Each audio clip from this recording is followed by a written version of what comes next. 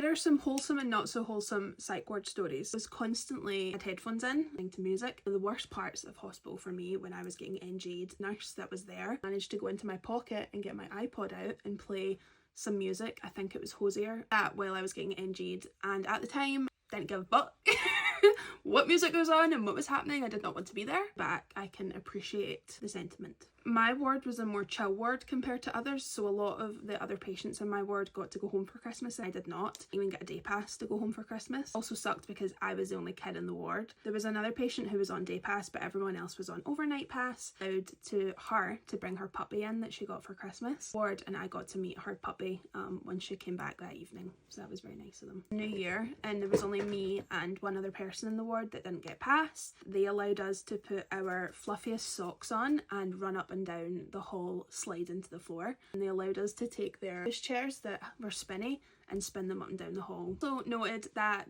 the whole day during Christmas they watched Christmas movies with me because I was the only one in my ward. On Christmas and 2 New Years in the ward, and they do try and like celebrate it with you. They decorate for Halloween. There was a dog called Sky who came in every single Tuesday that you got to meet. He was a therapy dog. I believe every single Tuesday I was in the lounge waiting for him to come in. He was an absolute angel.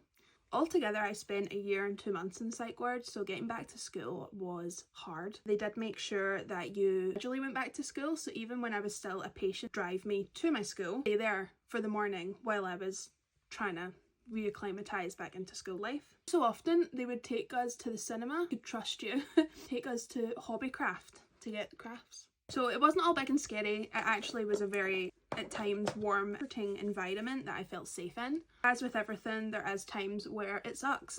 Times where maybe certain people shouldn't be nurses. I'll probably make 100 videos on this because so much stuff happened. Let me know if you want more.